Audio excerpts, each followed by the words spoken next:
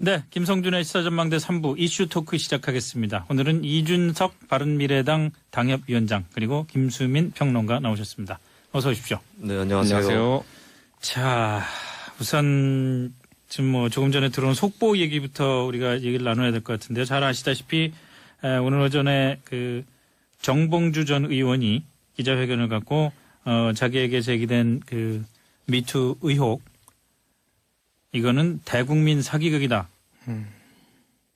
이런 그 전면 부인하는 그런 기자회견을 했던 것 뭐 잘 아실 겁니다. 오늘 하루 종일 프레시안과 서울이 기자 이런 이름이 실검에 계속 올라 있는 상황이고 오늘 내내 사실은 어떤 면에서는 프레시안과 이 문제를 처음 보도했던 프레시안과 서울이 기자가 좀 일종의 코너에 몰리는 이런 분위기였습니다만은 조금 전에 프레시안이 다시 단독 보도를 하나 내보냈네요.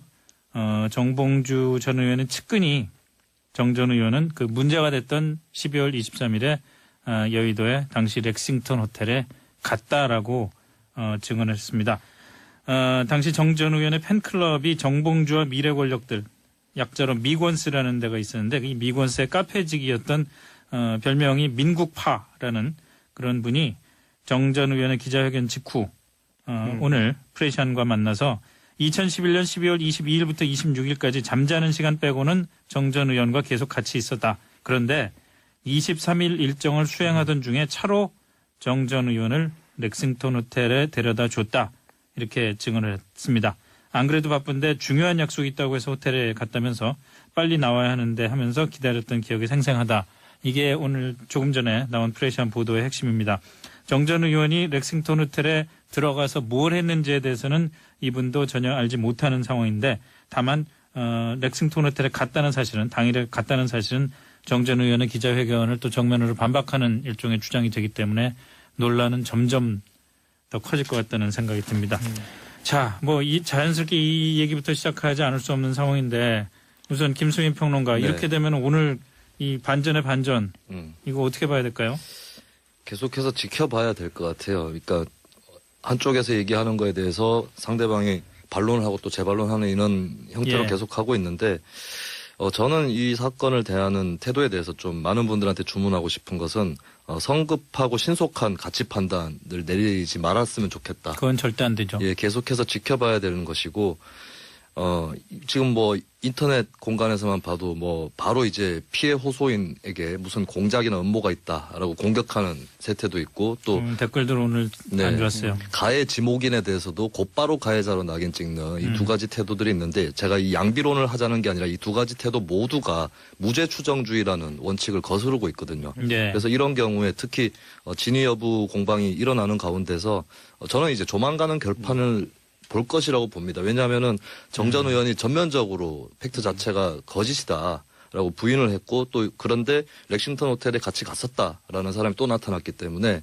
이거는 머지않아 어차피 진실이 가려질 문제이기 때문에 조금 더 차분하게 기다려 봤으면 좋겠어요. 네.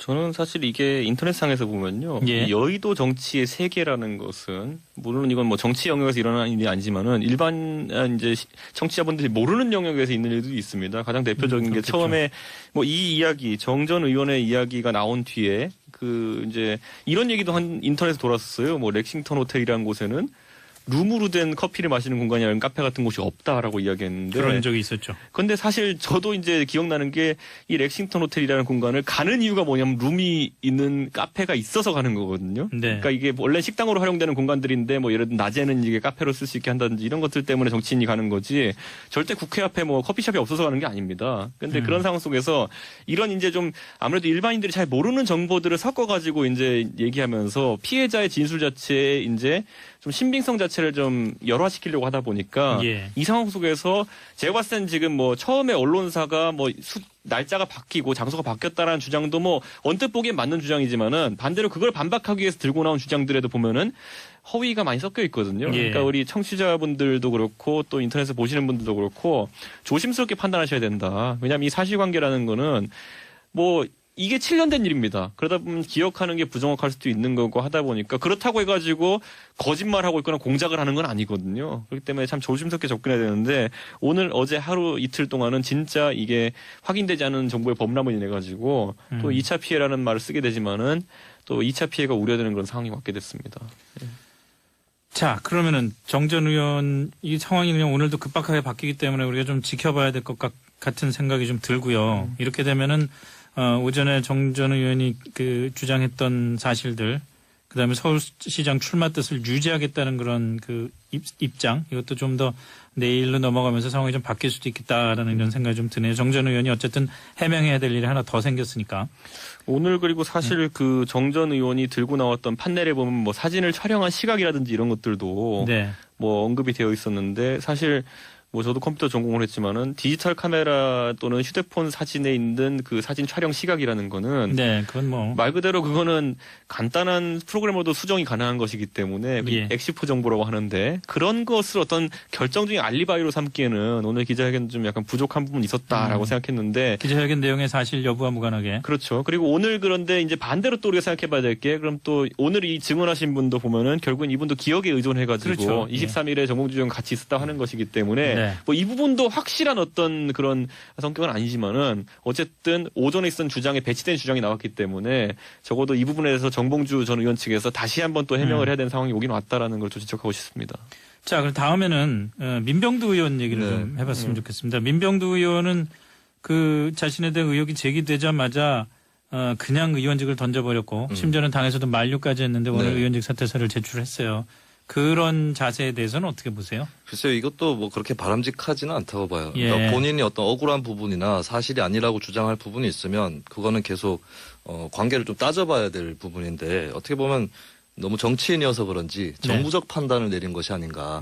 그래서 일단은 어떻게 됐든 간에 일이 이렇게 돼서 죄송하다라고 한 셈이 됐는데 근데 죄송하다 수준을 넘어서서 의원직을 사퇴하는 것은 나쁘게 보면 세간에서는 그냥 털고 넘어가려는 게 아니냐 이렇게 예. 보일 수도 있는 것이고 좋게 보더라도 향후에 있을 수 있는 여러 가지 사례들에 비춰봤을 때 그렇게 좋은 전례는 아닐 수 있다. 그러니까 민주당에서 처음에 안희정 전 지사 파문 터졌을 때도 곧바로 회의를 열어가지고 제명 출당 처리하는 그 수순을 밟았는데 네. 그거하고 양상은 다르지만 너무 지나치게 정무적인 그러니까 시시비비를 따지기보다는 정무적으로 털고 가는 판단이었다고 보여지고 오히려 민 의원이 좀 부풀려지거나 혹은 허위 사실이 있다면은 좀 끝까지 다투는 모습을 보이는 게 더 낫지 않을까 그렇게 보여집니다. 저는 하여튼간 정당의 민주적 절차라는 것도 상당히 중요하다고 보는데 저는 이 사건과 전혀 관계없는 사건이지만은 과거에 자유한국당에서 이제 뭐 홍준표 대표에 대해 가지고 뭐 불경한 언사를 했다 그래서 유효의 최고위원을 그냥 바로 제명해버린 것이라든지 그랬죠, 예. 아니면은 지금 이번에도 보면은 안희정 지사 같은 경우에는 의혹이 제기된 다음에 1시간여 만에 이제 바로 이제 제명을 사실상 결정했거든요. 네. 저는 이런 부분 그렇다고 해서 지금 안희정 지사에 대한 여러 가지 의혹이나 파문이 잠재워진 건 아니거든요. 그렇죠. 그러니까 이 정당의 민주적 절차라는 것도 어느 정도 우리가 생각해봐야 될 것이 아니냐. 지금 이 판단들을 자유한국당도 그랬고 지금 민주당도 그랬고 내리는 기준은 물론 국민을 두려워하기 때문에 그렇게 하는 것이기도 하지만은 그렇죠. 다만 선거가 아니었으면 또 이렇게 민감하게 반응했겠느냐라는 생각해봤을 때 이번에는 좀 절차적으로 문제가 있는 판단들이었다는 생각도 하게 됩니다. 자유한국당 좀 제가 납득이 안 가는 것이 민주당에서 이제 민병두 의원 사퇴 만류한 것에 대해서 네. 일당을 사수하려는 그러니까 의석수를 지켜서 기호 1번을 지키려는 수작 아니냐. 근데 이게 뭐 눈에 뭐만 보인다라고 읽힐 수 있거든요. 왜냐하면 자유한국당도 현직 의원이 그 지방선거 준비차 사퇴하는 거에 대해서 극구 만류를 해왔었고 예. 예, 그래서 이거는 그냥 정당 민주주의 차원에서 뭐 있을 수 있는 일이라고 볼 수도 근데 있는 거예요. 자기도 해봤으니까 남들 하는 거에 대해서 미리 또 예측할 수도 있는 거 아닌가요? 근데 아니, 사실 그거를 그리고 어떤 면에서 본인들 입으로 하는 것이 과연 아니, 정치 뭐 그거야. 전략상으로도 근데 바람직한가. 어떤 네. 면에서 사실 민주당이 그 생각을 안 할까요? 일당을 근데- 지켜야 되는데 한석이 아까운 상황인데 제가 더군다나 민병두 자유한국당이면 의원은 지금 어떤 면에서 보면은 나름대로 해명하거나 그 방어할 수 있는 가능성이 있다고 본다면은 네. 글쎄요. 저는 근데 이제 이 느낌이 있는 것 같아요. 그러니까 민병두 의원의 사퇴라는 것이 의미하는 바가 네. 결국에는 어떤 의도에서 민병두 의원이 어떤 이유 때문에 사퇴하는지는 아무도 모르지만은 네. 어쨌든 외견상으로 몸이 건조하게 보면은 성추행 의혹 사건에 대해 가지고 국회의원이 사퇴했다가 이제 결론이 나게 된다면은 네. 앞으로 어떤 사건이 더 있을지 모르겠지만 도덕적 기준 자체가 선이 거기 그어져 버립니다. 그럴 수 있죠. 네, 예. 그렇기 때문에 앞으로 이제 어떤 이런 의혹 비슷한 제기가 사안이 있을 때는 벌어지면은 민병두 의원은 사퇴까지 했는데 당신은 뭐 하는 거야라는 비판이 나올 가능성이 있기 그렇죠. 때문에 이거는 약간 제가 봤을 땐 자유한국당에서 뭐 그런 집단적 두려움도 작용하지 않았나라는 제 나름대로의 의혹을 제기해 봅니다. 저건 어떻게 생각합니까? 어쨌든 지금 미투 운동이 벌어지는 걸 지켜보면은 네. 결국 그 권력형 폭력이란 말이에요. 네네. 권력형 폭력. 그러면은 그 권력형 폭력이 가해졌다는 걸 의혹이 제기됐을 때 그 문제를 해결하는 것, 다시 말해서 해명을 한다든지 아니면 잘못을 인정을 한다든지 이런 과정에서도 2차 피해도 있을 수 있고 이런 걸 생각해 보면은 그 사람이 갖고 있었던 권력을 일단 내려놓고 해명을 한다 하더라도 네. 내려놓고 일단 해명을 한 다음에 충분히 해명이 됐다고 생각하면은 뭐 다시 복귀하든지 무슨 뭐 명예 회복을 하든지 네. 그러는 게 미투 전체 정신에 비춰볼 때는 더 맞는 거 아닌가. 그렇다면 민병두 의원이 그런 일종의 결단일 수도 있다라는 생각도 할 수 있지 않나요? 근데 뭐 민병두 의원이 이거를 의원직을 내려놓고 만약에 결백을 입증해가지고 재선거로 돌아오겠다 이런 건 아니니까요. 그러니까 내려놓는 권력이라도 당직이라던가 네. 이런 거라면 내려놨다가 뭐 다시 주워갈 수도 있겠지만은 의원직 자체는 이제 재선거로 다시 들어오지 않는 이상은 한 2년 기다렸다가 네. 다시 총선에 나오고 본인이 사퇴한 지역구에는 재선거 출마하지 못하는 게 이제 법으로 규정돼 그건 재선거고 있거든요. 재선거고 예, 예. 제 얘기는 이제 총선. 그러니까 이제 어떻게 보면은 본인의 결백을 입증하기 위해서 자리를 내놓는 경우도 있는데 이렇게까지 상황이 흘러가는 것 자체가 일단 사회 구조적인 문제가 있다는 것이죠. 그러니까 아무리 권력을 쥐고 있더라도 그것을 해결할 때 오히려 그 대중이라던가 언론이라던가 또 그 집단에서 자정작용이 있고 그리고 피해 호소인과 잘 연대할 수 있다면 굳이 권력을 갖고 있는 사람이 내려놓을 필요도 없었을 거예요. 예, 갖고 있는 상태로 해도 상관없기 때문에. 너무 뭐 이제까지 잘못을 저지른 사람한테 자리 안 내놓는다고 막 뭐라 그러다가 또 막상 또 내놓으니까 또 너무 네. 너무 뭐라 그러는 거 아니에요? 그리고 이게 이번 저희- 일로 이제 기준이 너무 각박하게 짜여질까봐 그게 또 그러니까- 한 번 내려지면은 아까 말씀하셨다시피 향후에 계속 그와 같은 그것도 이제 그렇게 합리적으로 그어진 게 아닌 예, 정무적 예. 판단에 따른 기준이 계속 작용될까봐 그것이 우려되는 것이죠. 저는 그래서 이제 정치적으로 이제 보통 이런 사건이 발생하면 상대편 정당을 이제 싸잡는 문화가 있거든요. 약간 그렇죠. 보면은 예. 뭐 예를 들어 과거에도 보면 새누리당에서 뭐 예를 들어 성추문이 있다고 하면은 성누리당이다 이렇게 해가지고 싸잡아서 네, 비판하고 예. 예를 들어 과거에 보면 뭐 민주당에서 청부살인을 하는 의원이 생겼을 때 뭐 청부살인당이다 싸잡고 이렇게 막 했던 적이 있는데 예. 이게 얼마나 무의미하냐면요. 당에 가입하는 거는 가입 절차에 아무것도 그런 스크리닝 절차가 없습니다. 그렇기 때문에 당에 들어온 이상 그런 게 터질 수 있는 항상 가능성이 존재하는 상황인데 네. 누굴 싸잡는다는 것이 어떤 의미가 있느냐. 저는 지금 그래서 우리가 한번 몇 번의 사건들 되짚어봤으면 좋겠는 게요. 과거에 예를 들어 우리가 윤창중 씨 사건을 우리가 비난했잖아요. 예. 그럼 그 사건과 더불어 가지고 최근에 비롯된 사건들 물론 이런 거에 경중을 따지면 안 되겠지만은 그때 비판했던 강도로 과연 지금의 여당이 자기 측 인사들에 대해 가지고 강하게 이야기할 수 있겠는가. 네. 그런 것들. 아니면 과거에 또 그러면 언행에 대한 부분으로 예를 들어 강용석 전 의원 같은 경우에는 당에서 네. 제명이 됐어요. 그것 때문에. 그런데 그러면 지금 그때는 언사였잖아요. 예, 예. 부적절한 언사였는데 지금 부적절한 행동도 나오잖아요. 네. 그러면은 당에서 이런 문제가 되는 사람들 적극적으로 다 제명할 것이냐. 네. 이게 항상 이중잣대 문제 생기는 것인데 저는 그러니까 너무 이 도덕성의 문제를 각 당에서 무기화 삼는 순간부터 수많은 이제 무논리의 상황에 빠지게 됩니다. 미투의 정신 자체를 또 훼손하는 행위가 될 수도 있는 거고요. 그렇죠. 이게 과거에 이제 성누리당 뭐 사례도 얘기가 나왔는데 중요한 거는 그 집단에 속해 있는 구성원 몇 명이 한 잘못을 가지고 이제 그 집단 자체를 공격하고 싸잡기보다는 이제 그 사건이 발생했을 때 그 당에서 그 집단에서 어떻게 대응했느냐 이걸 갖고 판단을 하는 게 네. 맞을 것 같고요. 근데 이제 그게 결론적으로는 말 한마디에 국회의원 제명시킨 게 그 당시에 새누리당이 되어버린 거죠. 한나라당이. 네, 그러니까 그렇죠. 이게 네. 그 기준잣대가 지금 보면은 과연 여당에서 지금 그걸 그대로 적용할 수 있겠느냐 이런 생각하는 거죠. 자, 그럼 저건 또 어떻습니까? 그 박수현 전 청와대 대변인의 충남지사 선거에 걸림돌로 이제 작용하기 시작한 이 뭐 불륜설, 내연녀 공천설 이 문제는 당이 그 민주당이 접근하는 그 방향이 민병두 의원 의원직 사퇴하고는 좀 다른 것 같아요. 어쨌든 그 당 차원에서는 출마를 좀 하지 않는 쪽으로 네. 정리를 하는 것 같은데 이건 뭐가 다른 거죠? 민병두 의원은 이제 민주당에서는 네. 서울시장 출마 안 하는 걸로 된 거 아니냐 이 예. 정도로 생각하는 것 같아요. 예. 근데 이제 박수현 전 대변인은 현직 의원이 아니기 때문에 예. 그러면 뭔가를 접게 하기는 해야 될 것 같은데 뭐 그게 정무적 판단에서든 어떤 다른 사리 판단에서든 간에 근데 어쨌든 지금 유일하게 갖고 있는 자리는 출마자라는 네. 거니까 이것도 좀 정무적 판단 다른 것 같기도 하고 저는 이 내연녀 공천 의혹에 대해서 이거는 저는 박수현 전 대변인과 예. 그 해당 공주시의회죠. 그 예. 비례대표 의원 간의 관계에 집중이 되면 안 된다고 봐요. 그 예. 관계는 뭐 연인이든 아니든 그게 중요한 게 아니라 이게 특혜 공천이었느냐. 예. 예, 만약에 특혜 공천이었다면은 민주당 정도의 정당이면 비례대표 한석 정도는 가져갈 수 있거든요. 어느 지역에서는 거의. 예, 영남 지역에서조차 그런데 그럼 그 한 명을 두고 여러 명의 지망생들이 있었을 텐데 그 사람들을 박수현 전 대변인이나 당 차원에서 제압했느냐 혹시 예, 그런 것들을 따져봐야지 그 두 사람만의 관계만 갖고는 저는 따질 수 그리고 있는 부분이 별로 이 없다고 봐요. 부분은 상당히 의문인 게 뭐냐면요. 아무리 그 당시에 박수현 의원이 이제 그 지역의 위원장으로서 공천권을 사실상 행사할 수 있는 위치에 있다 하더라도 네. 만약에 당원들이 봤을 때 이런 어떤 내연 관계에 의한 공천이라고 생각되면요. 당장 공천 경쟁자가 투서를 합니다. 어떤 식으로든지 그렇죠. 간에. 그렇기 때문에 그 당시에 일이 좀 불거졌어야 되는데 지금 제가 그 당시 지역 언론이나 이런 거 아무리 찾아봐도 그런 거에 이의 제기한 기록이 없거든요. 예. 그렇기 때문에 이거는 아직까지 이 부분에 대해 가지고 저는 아직 박수현 의원에게 내연녀 공천이다라고까지 딱지를 붙일 상황은 아니다. 저는 이렇게 보고 있는 게 저도 지역구 관리를 하지만은 지역의 당협위원장이나 지역의 지역위원장이라는 사람들은 당원들과 같이 이제 당을 키우는 입장인데 그렇죠. 그러다 보면 굉장히 열성적인 당원이 있게 마련이고요. 그런 당원들을 우대해 줄 수밖에 없는 그 당원들은 것이고. 솔직히 말하면 가족보다도 좀 많이 봅니다. 제가 예, 생각에는. 예. 근데 그 안에서 예를 들어 그분이 공천 받았는데 나중에 공천 받은 뒤에 어떤 이런 오늘 이제 박수현 의원이 연애하겠습니다 뭐 이런 표현했는데 그 연애한다는 감정이 생겼는지는 그건 아무도 모르는 겁니다. 그렇기 때문에 저는 이 부분에서 섣불리 이제 청취자분들이 이제 판단 내리시기보다는 지켜봐야 될 것이고요. 다만 이제 선거 아까 정무적 판단이라 말했는데 선거 측면에 봤을 때 박수현 후보의 대처라는 것이 지금 매끄럽지 못했다라는 지적은 할 수 있을 것 같아가지고 예를 들어 오늘 예를 들어 기자회견하면서 거기서 뭐 연애하는 도지사 멋지지 않습니까? 뭐 이런 발언 같은 거 예.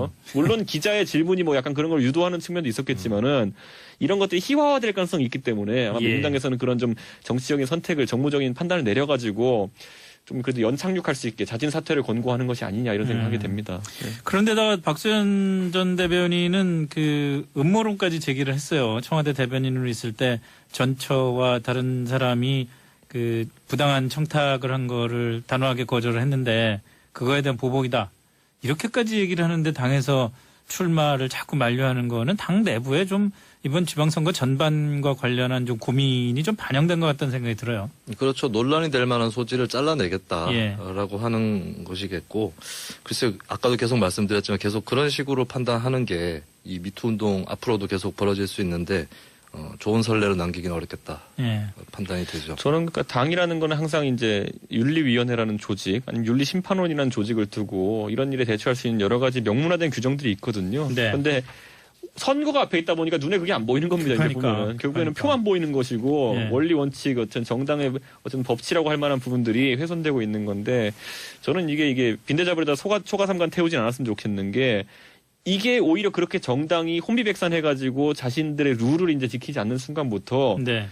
혹시라도 이제 말하면 이제 선거를 앞두고 이제 더 의혹이 나올 부분이 있다면은 더 이제 그것이 본질과 왜곡된 방향으로 흘러갈 수 있는 가능성이 있거든요. 저는 이거는 정당이 엄중하게 대처하되 중심을 잡고 이제 모든 일들에 대처했으면 좋겠다 이런 생각을 좀 하게 됩니다. 서울시장 선거로 좀 폭을 좁혀서 얘기를 하자면은 지금 뭐 민주당 서울시장 경선은 완전히 좀 웃기게 돼버린 셈이에요. 사실 우선 박영선 의원이 뭐 이건 큰 타격이 아니라고는 합니다만 어쨌든 평창 동계올림픽 때 스켈레톤 금메달 그 획득하는 그 순간에 텔레비전에 얼굴이 비쳤다가 상처를 입었고 지금 정봉주 전 의원은 아직 입당은 안 했습니다만 어쨌든 민주당 경선에 참여할 의사를 밝혔던 거고 자 이렇게 뭐 민병두 의원 또 이렇게 됐고 그렇게 되면 결국은 박원순, 박영선, 우상호 뭐 3파전 이렇게 될 것 같은데 이 3파전 내에서 경선이 어떻게 되고 이 문제를 떠나서 전체적인 여론이 본선에 미칠 영향에 대한 이제 걱정까지 해야 될 상황일 것 같단 말이죠. 지금 일단 여론조사 지표를 보면 네. 민주당 지지율이 뭐 크게 하락했거나 또 네. 거기에 연동돼서 문재인 대통령 지지율이 대폭 깎였거나 이런 건 아닙니다. 그래서 네. 국민들도 알만한 것이 이런 말도 있어요. 미투가 나오지 않는 곳일수록 썩어 있을 가능성이 높다. 그러니까 성폭력이라는 게 워낙에 여러 진영과 여러 분야에서 만연해 있기 때문에 네. 예, 미투가 안 나오는 게 더 수상하다라고 생각을 하고 있고 그리고 미투가 나오느냐 안 나오느냐보다는 그게 나왔을 때 어떻게 그 집단이 대처하느냐를 지켜볼 만큼의 대중의 의식은 그 정도로는 성숙했다고 보거든요. 그리고 자유한국당이 마치 이 사태를 즐기는 것처럼 하는 그런 태도를 취했음에도 불구하고 자유한국당 지지율은 전혀 오르고 있지가 않습니다. 그래서 지금 현재 상황만 봤을 때는 본선에 이렇게 그 당 간의 어떤 지지율의 우열이 뒤집히는 그 정도 사태는커녕 어떤 큰 폭으로 지지율이 바뀌는 예, 거기까지도 예측하기 어려운 예, 그런 상태인 것 같고 결국에는 이 사태를 각 정당들이 어떻게 대처하느냐 이게 남아있는 큰 관건이라고 봐요. 저는 근데 이제 결국에는 지난번에 이제 김용민 씨 사건 때문에 결국 이 19대 총선에서 뭐 호사가들이 하는 말로는 의석이 20개가 바뀌었다. 그리고 그 당시 새누리당이 과반을 했다. 이렇게 지적하는 사람도 있는 것처럼. 영향이 꽤 있었죠, 사실. 그런 것처럼 이게 변수가 이제 지속되는 것에 대해 가지고는 상당히 두려워하고 있을 겁니다. 왜냐하면 이 부동층이라고 하는 층, 지금 어차피 아까 김수민 의원 말한 것처럼 이미 여론조사에 응답할 정도의 층들은 정치적인 신념과 어쨌든 지향점이 좀 있는 분들이 많이 그렇게 나오는 거거든요. 예. 근데 부동층이라는 분들은 그 당시 선거 치르는 날과 그 전날, 그 전전날 정도의 이슈를 가지고 막판에 판단하시는 분들도 있거든요. 네. 그렇기 때문에 이것이 어떻게 지속되느냐에 따라 가지고는 우리나라에서 1당이 민주당이고 뭐 2당이 뭐 자유한국당 아닙니다. 제가 봤을 땐 1당이 부동층입니다. 그렇기 때문에 그 1당의 움직임 자체가 영향을 미칠 수 있기 때문에 그 민주당 입장에서는 과거의 트라우마 때문이라도 굉장히 적극적으로 선제적 대응에 나설 것인데 지금 우리가 봤을 때는 안희정 지사 때 선제적 대응을 해가지고 김수민 의원 말한 것처럼 적극적인 대처를 한다라고 많은 사람들이 봐주길 기대했지만 반대로 또 이제 여러 가지 일들이 터지면서 그게 약간 희석된 그런 상황이거든요. 그래서 저는 지켜봐야 될 것 같습니다.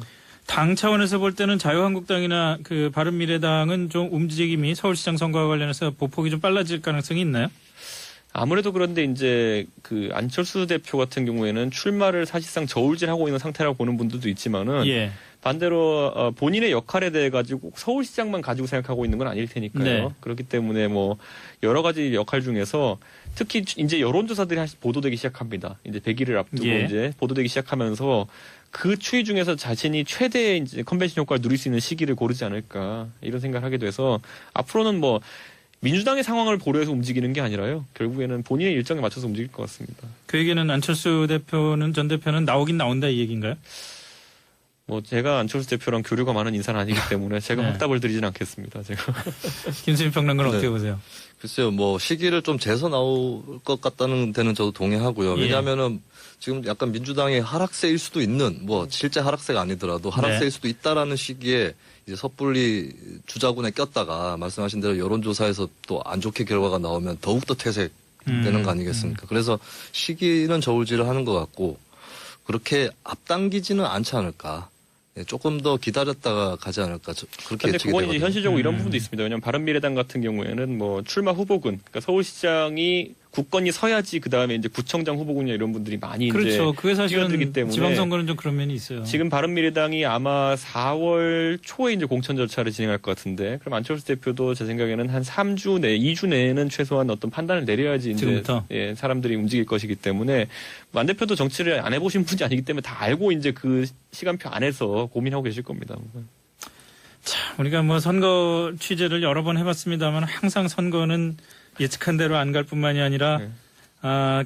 기대하지 않았던 생각하지 않았던 여러 가지 변수들이 툭툭 튀어나와서 참 우리 뭐 보는 저희 입장에서는 재밌게 만드는 저는 다만 그런데 후보들 입장에서는 난감하게 만드는 이런 이번에 일들이 민주당의 그런데 가장 독은 고지주율입니다. 아까 우리가 언급한 적이 뭐 있지만 그렇게 얘기할 수도 있죠. 왜냐하면 아까 얘기했지만 박수현 후보 같은 경우에는 네. 일반적인 박빙 상황에서는 본인이 이미 그만둘 수도 있는 상황입니다. 뭐 그렇죠. 어떤 상황이든 간에 이런 논란이 있었다는 것만으로. 그런데 아직까지도 본인의 경쟁력이 어느 정도 유지된다는 생각을 하기 때문에 본인은 계속 갖고 싶어하는 거고 또 예. 당 같은 경우에는 박빙 지역 때문에 또 그렇게 하지 않았으면 좋겠다는 것이고 이런 갈등 하나가 생기는 것 자체가 지금 민주당이 어느 정도 고지지율을 유지하고 있었기 때문에 발생하는 상황들입니다. 알겠습니다.